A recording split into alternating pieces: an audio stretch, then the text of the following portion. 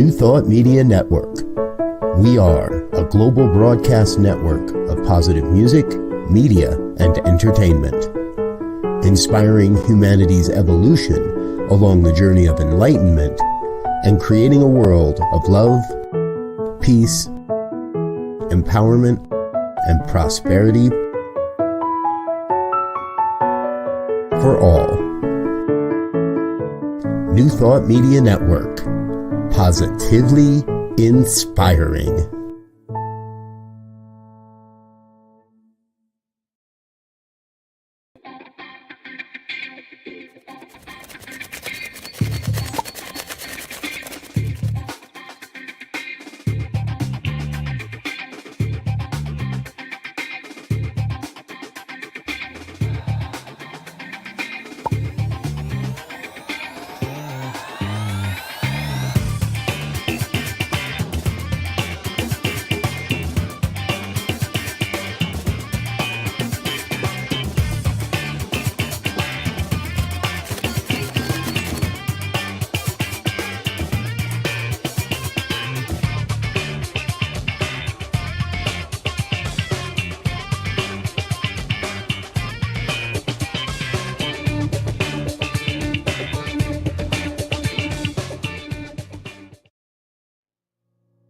Good morning and welcome to the Sunday celebrations here for the Centers of Spiritual Living Denver. We are a loving and prospering community here in the heart of Capitol Hill and online. We know that with everything going on, life can feel overwhelming. Here at CSL Denver, we want you to know that we are here for you. Please know that our practitioners are available for prayer work with you. Our names and phone numbers are on the website at www.cslddenver.org. Or if you have a prayer request, please email it to info@cslddenver.org. Reverend Elzia, along with all of our guest speakers, all of our practitioners, our music and service coordinators want you to know how truly grateful we are for your online support. Thank you for watching our Sunday services, attending our online workshops and events, and providing financial support so that we can keep our virtual doors open. We love you all and know we'll be seeing you in person in the right and perfect time. And now, we'll continue to meet online until further notice. If you're interested in upcoming events and information, we send out weekly newsletters. Please go to www.cslddenver.org and sign up for our newsletters. We only send out one per week. Or send an email to info@cslddenver.org and request to be put on our mailing list. This week we are having our usual Zoom fellowship right after service. If you haven't already received an email this morning, please send an email to info@cslddenver.org to request a Zoom invitation. Please join us. We would love to say hi and catch up with you. That's it for the announcements this Sunday. Again, thank you for tuning in, and now back to our service.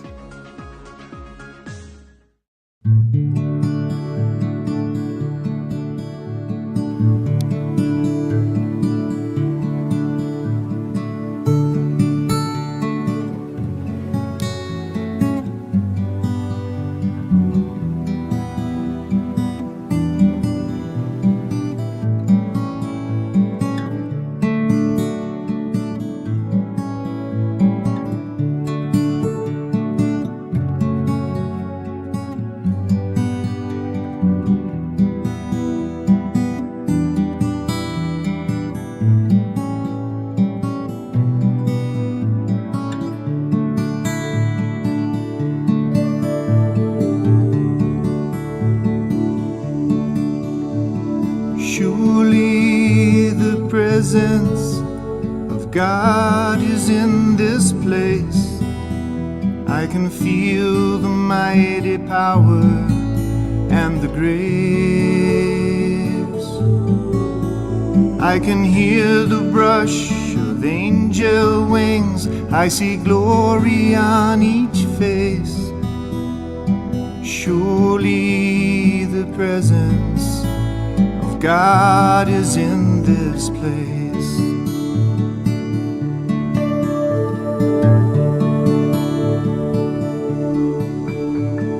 Surely the presence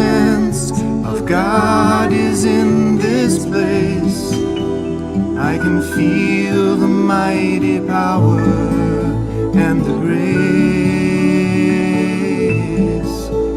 I can hear the brush of angel wings. I see glory on each face. Surely the presence of God is in this place.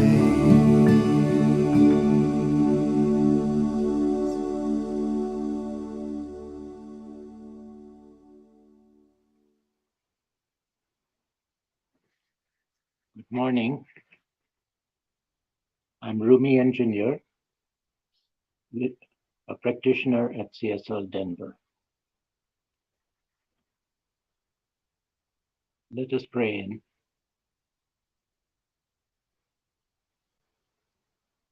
Surely the presence of God, Spirit, is in this place.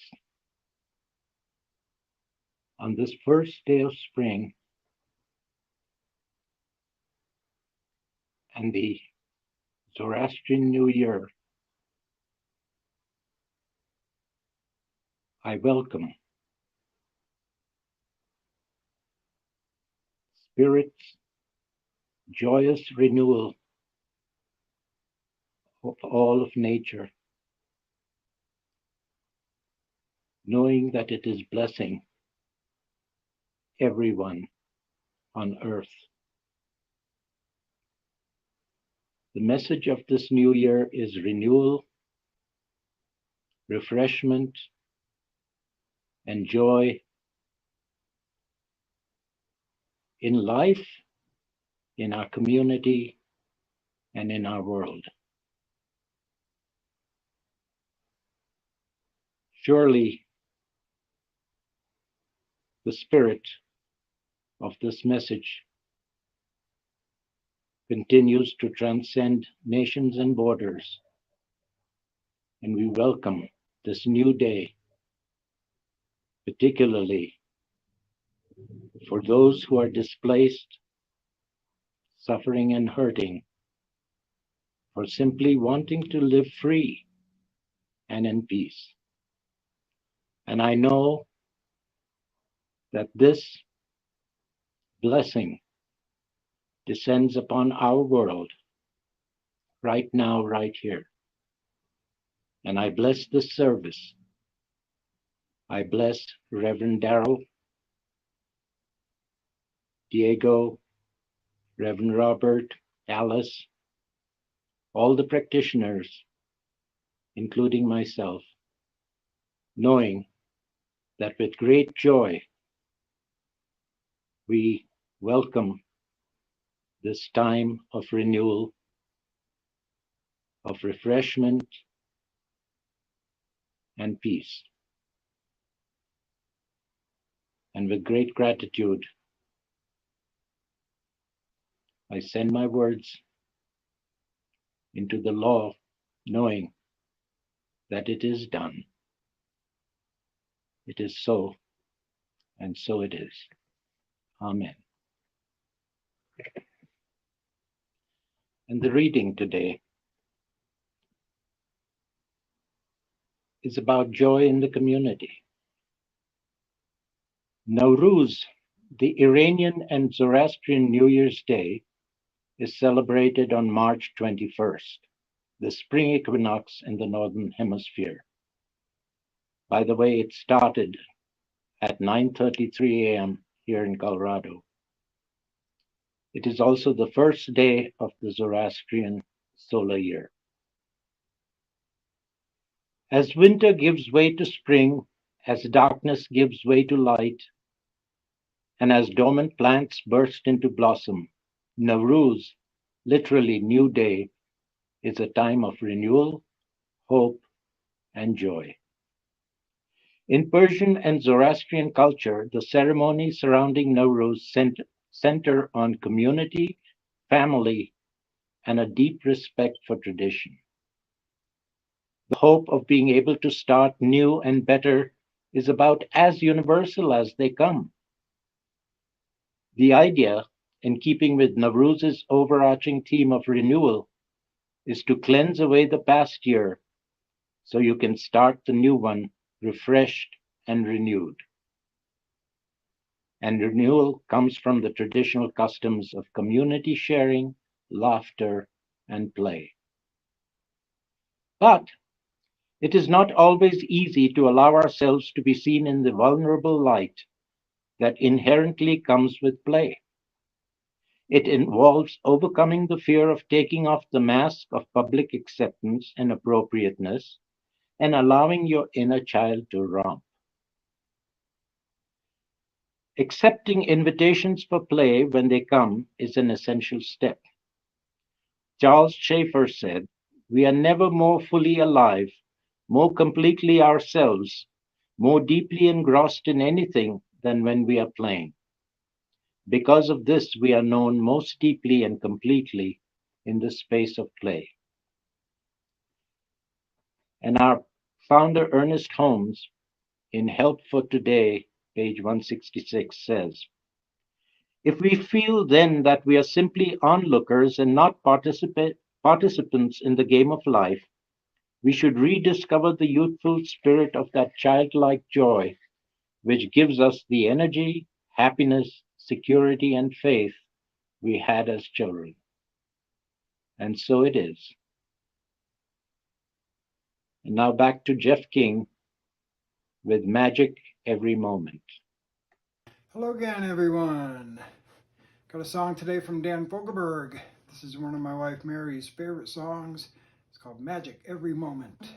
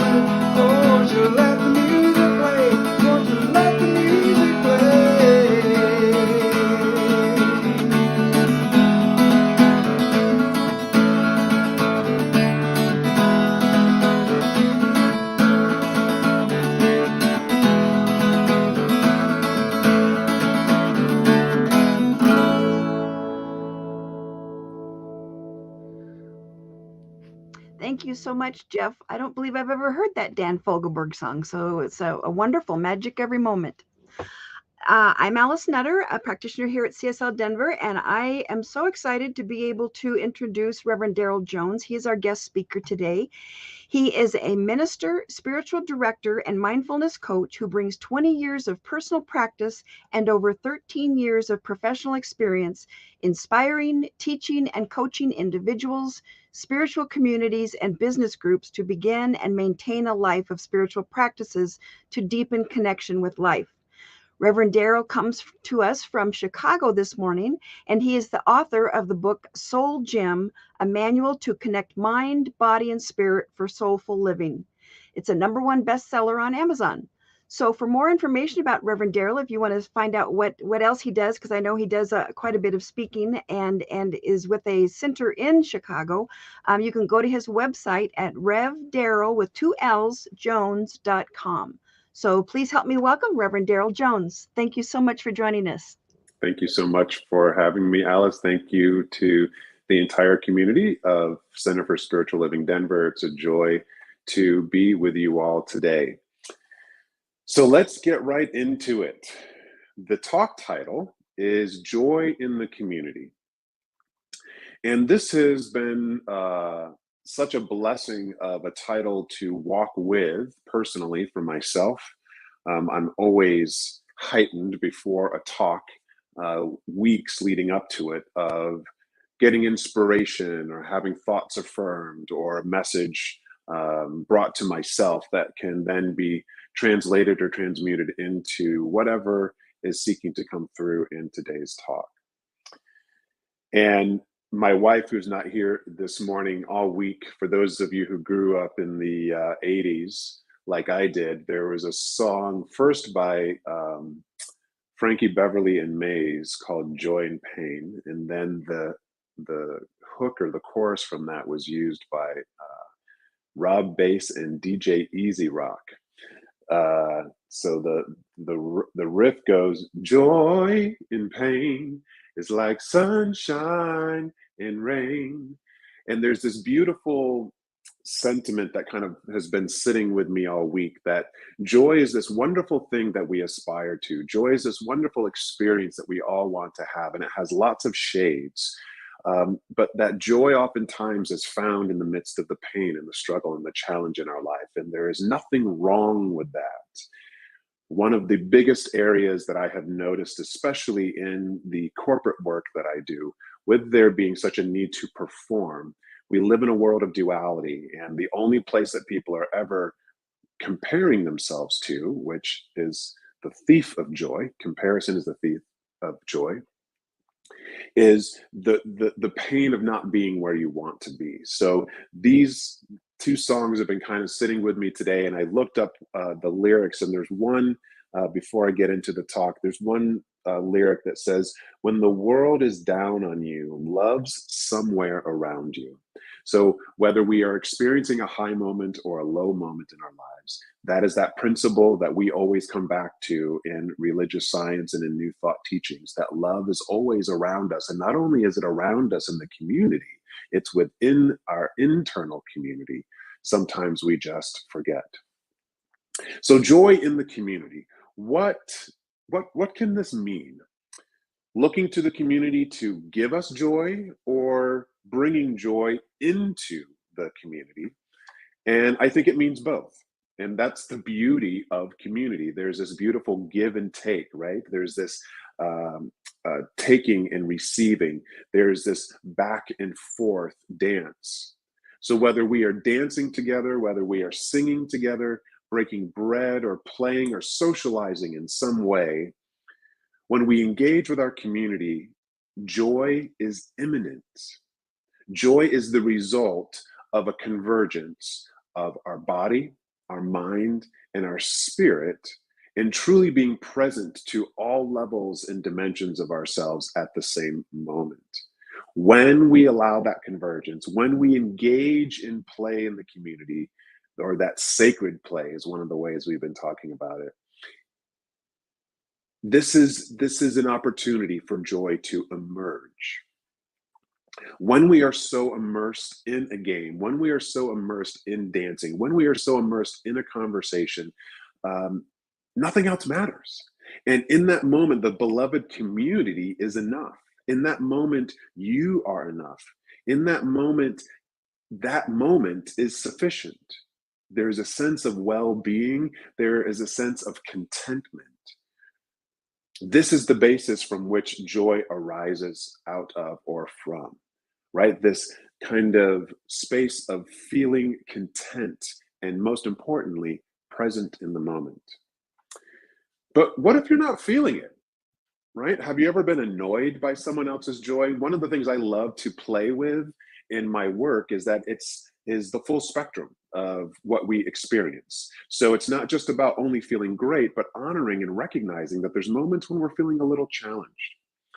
Maybe you've had one of those days where either you say this inside your head, or maybe you're so not in a space of joy, you say it out loud. Why are they so dang happy? What's wrong with these people? Don't they know it's Monday? Don't they know that gas prices are going crazy? Don't they know there's unrest and war in the world? And the list can go on and on. This phrase that we may speak is, why are they so dang joyful? Why are they so happy? Don't they know? Whether you speak that out loud or not, it is a symptom of a deficiency in joy. It is a symptom of deficiency in happiness. It is a symptom of deficiency of even being content. And just like any other nutrient that our body needs, whenever there is a deficiency, what do? We supplement. My wife is a holistic doctor and physician, and so there's always this conversation about the foods that we get and the nutrients that we need for this amazing body that God created to sustain itself. But sometimes we don't get everything that we need, so we have to supplement to boost ourselves back up to that optimal state. This is the same thing with our living, with our spiritual life and our human life. There's deficiencies at times, and we need to find a way to support ourselves, to supplement when we don't have it. And that's the benefit of the community. The community can give us sometimes the things that we don't have, but then we can also be of service and give. Joy is not static. It lives on the spectrum of our emotional experience, and it lives out towards the end. So Diego, I don't know if you can pull up that. There we go. So I grabbed this from the lawofattraction.com. Thank you to them. This is just an image to help kind of, for those of you who are visual learners, if you see joy at the top end here, let me point over it this way. If you see joy up top there, that is at the end of the spectrum. So arriving at joy or arriving in joy may prove challenging if we're having one of, quote unquote, those days. You can take the image down. Thank you. It may be that you're just irritated by almost anything and everything, right? Whether it's traffic, you're annoyed by what you're eating for lunch that day, the way your coworker or a friend pronounces a word differently than you do. You have a closet full of clothes and there's nothing in there that you like. You know, it's just one of those days where the grit of life is just kind of pulling you down. On a day such as this, joy may be challenging to access, but moving up that spiral or that continuum is possible. But it requires work and it requires practice. This might be a day when you seek to find joy in the community, letting the beloved ones around you trigger something to start you moving up the emotional spiral towards joy. Many days, though, the access to the joy or the access to the joy in the community is limited. And in particular, these past 2 years, with us having been locked down and shuttered away, it's been very, very challenging for a lot of us to access that joy because the literal connections that we have with our beloved community, whether it be our spiritual community, our work community, our friend community, our family community, even the neighbors that live next door to us, it's been compromised. And when we don't have that capacity to connect, sometimes it's really hard to get community joy. So what do we do? I want to focus today on the joy that is inherent within all of us. Because joy actually is not something that you pull in from outside. Joy lives within you. Something outside of you may mirror it and it triggers that joy, but where is it actually experienced and realized? It's experienced within yourself. And so if you always have joy within you, what if you were to focus on the joy that you have to give as opposed to the joy that you need to get?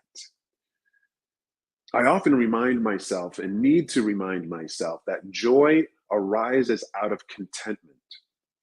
If we were to show that slide again, Diego, of the continuum, if you see here, contentment is towards the middle, right? And it's kind of on the cusp of a downward spiral into frustration or irritation.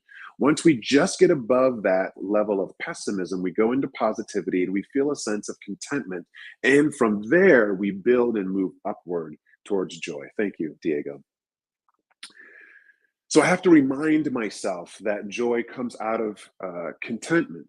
And this is why I believe that meditation as a regular practice every day is critical. Because often in meditation, there isn't an immediate sense of joy, elation, or even wonderment, right? You kind of grapple with the mind spinning all over the place, but rather there's an overall sense of well-being and contentment that can give way to these greater states. To sit in meditation is a way to welcome an evenness. In the Buddhist world, or in the world of mindfulness, we may call it equanimity, a calmness of mind. But ultimately, joy is not something that comes from outside of you. It builds and swells within you. And the community can amplify your own joy, which is awesome when that happens. The community can even trigger your joy, but it does live and come from within. Play with the community, let them trigger it within you. But I really want to focus today on the joy that you can bring into the community. And here's the beautiful thing. With joy, when you give it to someone, when you bring it into a situation, it doesn't run out. There's no cap on joy. There's no ceiling on joy. On the contrary, oftentimes when we bring some level of joy into the moment, it creates more joy.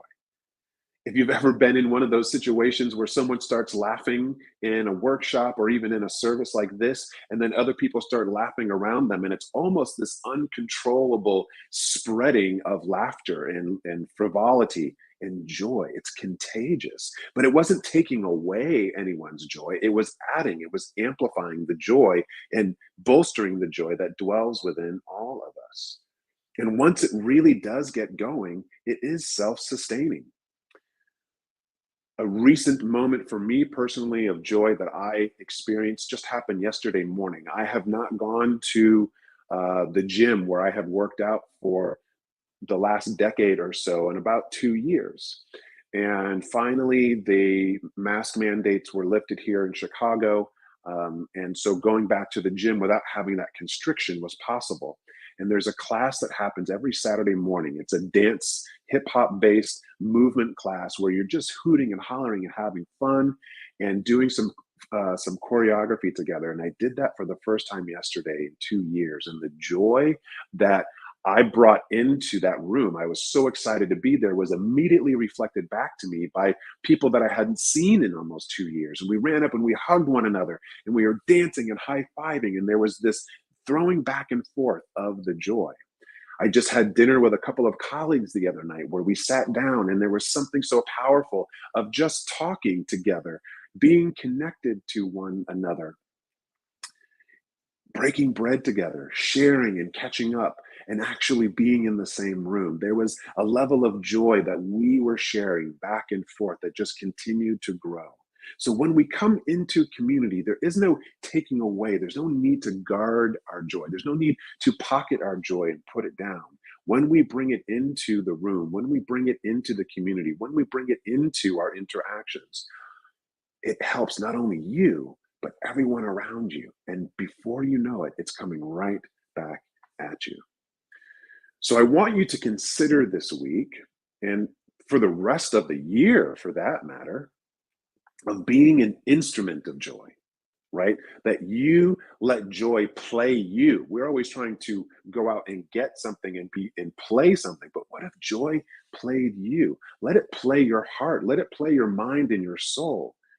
But remember that joy is at the end of that spectrum, or the high point of the spiral. So bringing joy, or adding to the possibility of joy, doesn't necessarily mean that you come bouncing and bounding into a room like Tigger from Winnie the Pooh everywhere you go. But you can bring contentment if that's where you are. You can bring hopefulness. You can bring enthusiasm. You can bring optimism. You can bring passion to the moment and continue to activate the energy of the spirit to allow everyone to slowly begin to move towards the joy. This brings you and the ones around you one step closer to joy. So why is it that joy can be so challenging to experience? Joy requires us to be present. You cannot experience joy in another time and place. It is only available in the present moment. Now, you can have a memory of joy, which is wonderful, but when you feel that joy, even though you're thinking about it, the place that it is actualized and experienced is in the present moment. Most of the day, most of us are not very present, and I include myself in that. We are constantly dancing in the past. We are constantly planning and preparing for the future. And this isn't a bad thing. It's what a lot of us need to do for our jobs and for our work and to be successful in life.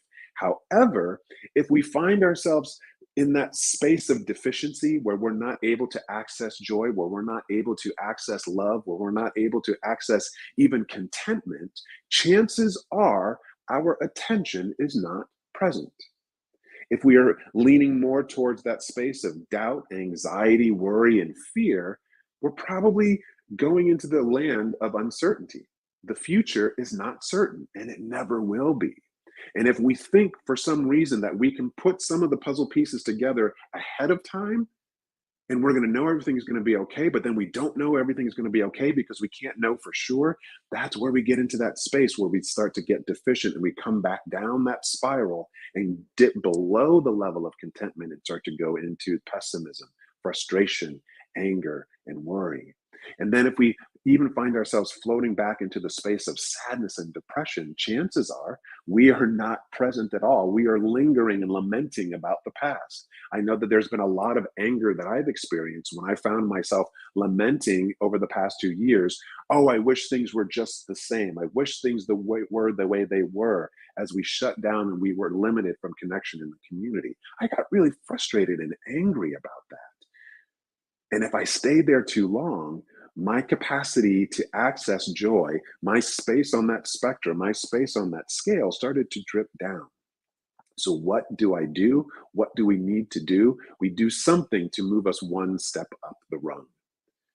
Joy is the result of us being present. It is a symptom of being present. And it is a symptom, it is a telltale sign of a convergence. This is the heart of my ministry of Soul Gym. It is about bringing the mind, the body, and the spirit into the moment. And when we do that, and all levels of ourself converge, in the center is our soul, and we live soulfully. When we are living soulfully, it is much easier to access joy. We often talk about that we are humans having a spiritual experience and think about things in these dichotomous ways of either or. When that human and spiritual self come together, there is a convergence as well. And in those moments, that is when we can access joy. A few weeks ago, I believe it was Reverend Elzia gave the definition of joy, that it is a feeling of great pleasure and happiness. And again, depending upon where we are, a feeling of great pleasure and happiness may be a little distant from us.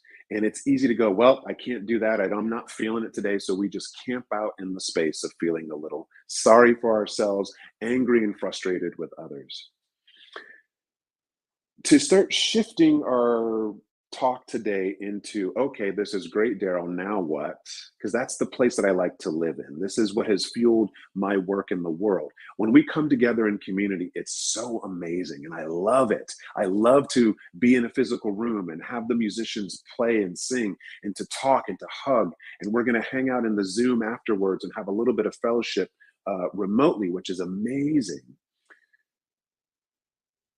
And it's a little hard to access sometimes. So what do we do? How do we exercise? How do we make joy a spiritual practice? How do we let this message and this idea of sacred joy and sacred play find its way in those moments where we aren't connected to the ease and grace of our spiritual community, right?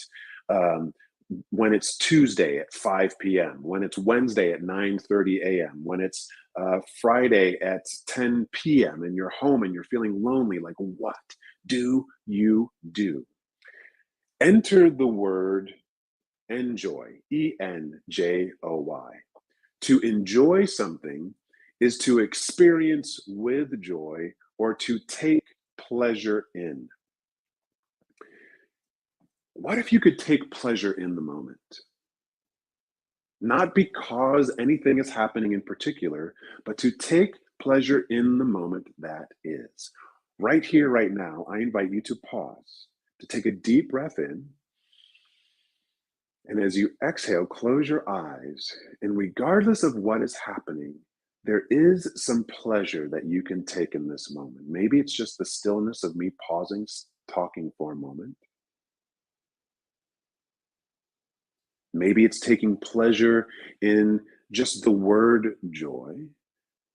Maybe taking pleasure in this Sunday morning where you've taken some time to slow down. Another thing I think that is required of joy. We need to be present. We need to slow down. That's what's required to take pleasure in something, to enjoy something. So just to nerd out a little bit here, the word enjoy comes from an old French word, verb, enjoyer, E-N-J-O-I-E-R. And loosely translated, enjoyer means to give joy to. So this is where it's about bringing that joy, to give joy as opposed to getting it or seeking it or looking for it always outside of us. Yes, it's there in the community, but if we enjoy life, we give joy to the moment, whether it is coming to service, sitting down and sharing a cup of coffee, or even walking down the street and waving to a neighbor. Enjoy, take pleasure in that moment, and give joy to your world. Now, just like the emotional spectrum, joy has a spectrum itself, right? It's not always this ecstatic, high, almost manic sometimes state that I think it can be connected to. Joy can express itself tearfully, right? There's been moments where it's very quiet and somber and inside, and you're just so joyful, and there's some tears that come. And there's moments when there's euphoria. And then there's moments of deep, deep contentment and so much more. So know that there isn't one way to realize or experience joy. There's the way for you to experience joy in the moment. The most important thing is to be present to it. And when you're present to it, bring it forward and allow it to be enough. One of my favorite quotes, it's been said that one of the Roosevelts said it, and then some say that Mark Twain wrote it somewhere. But regardless of who originally wrote this, it is so true. Comparison is the thief of joy. When we start to compare our joy, when we start to compare our life, when we start to compare our value or worth with someone else, it starts to zap any joy that we have. So be careful as you step out and bring your joy into the community of comparison. It will steal your joy quicker than you can bring it out. Let that go and let your joy be sufficient. It's a journey to joy, around joy, as joy and for joy. It is not a destination that you have to fight and get to. It is an experience that you can welcome in the moment. Ernest Holmes said that the present moment can never provide us with more joy than we are able to embody. So this puts all of the responsibility on us as practitioners of joy.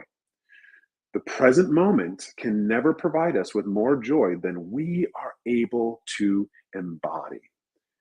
So if you find yourself challenged with being able to experience joy, there's lots of things that you can do. One of them is smile. Smiling has been shown to trigger neurological pathways and thus stimulate the nervous system, regardless of whether or not you're smiling at something because of something. If you just choose in a moment, I'm feeling kind of funky and I'm going to smile, there is an immediate visceral and biochemical response to that smile. And it does something to slightly move you up that spiral or up that spectrum. So to smile, to take a deep breath. Oftentimes when we are in that fight or flight response, where we are angry at the world, where we're in that lower end of the emotional spectrum and we're feeling disconnected and detached, our breathing changes and it gets shallow.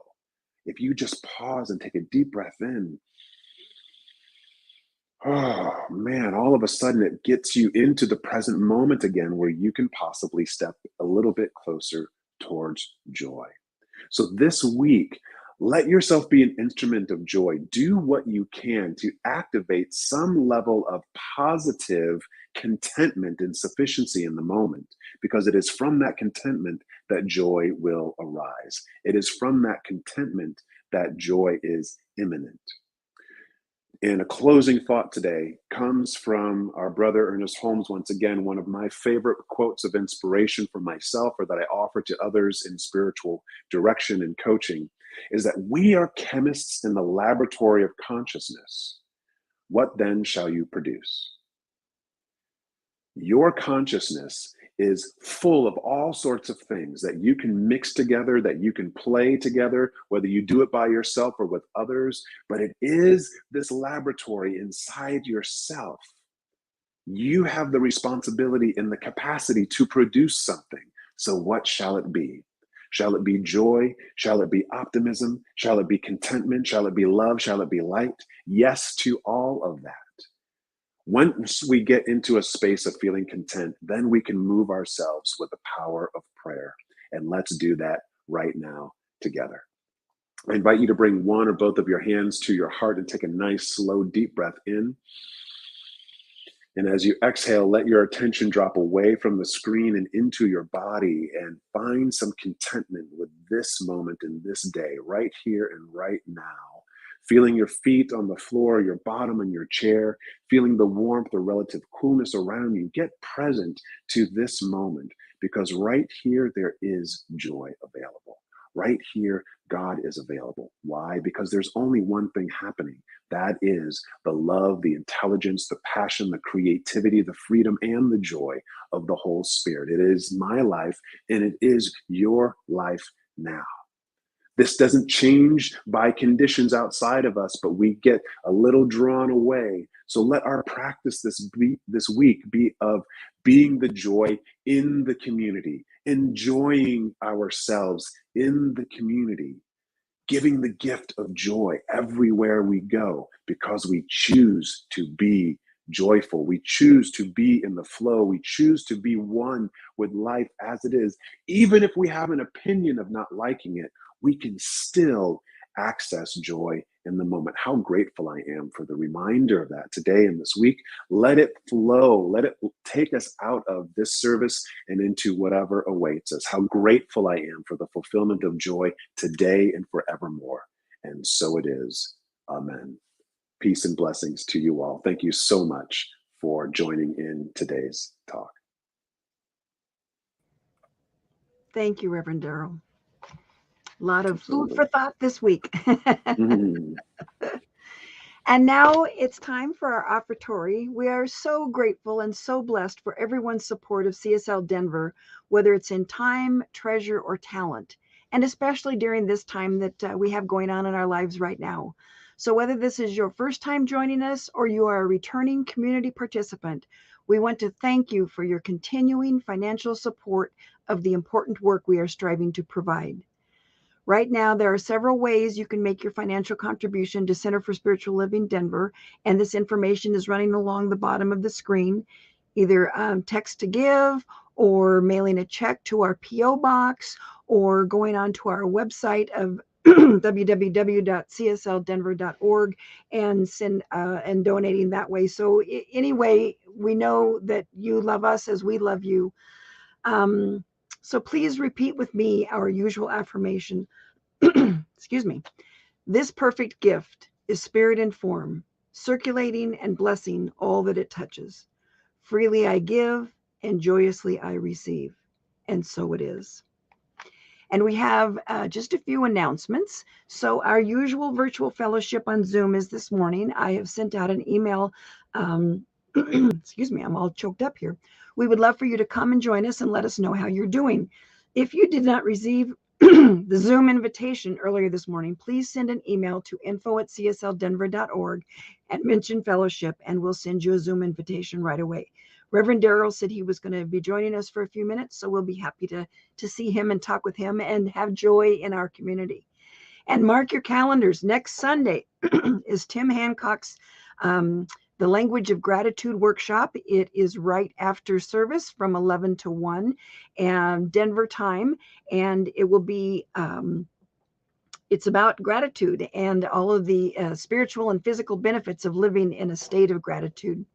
So please, again, send an email to info@csldenver.org to register and receive a Zoom invitation. Love offerings are always gratefully appreciated.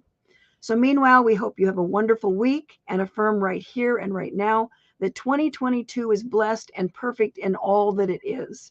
We love you. We miss you. Please take care of yourselves.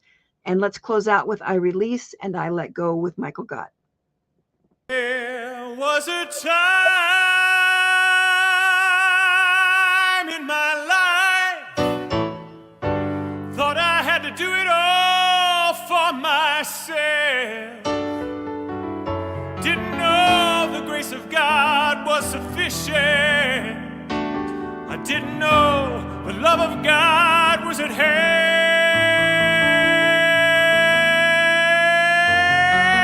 But now I can say, if you are discouraged, struggling just to make it through another day, you gotta let it go. Gotta let it go. You gotta let it all go.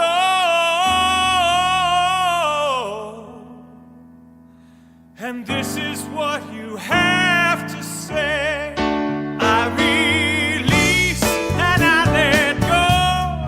Let the Spirit run my life, and my heart is open wide. Yes, I'm only here for God. No more struggle, no more strife. With my faith I see the light. I am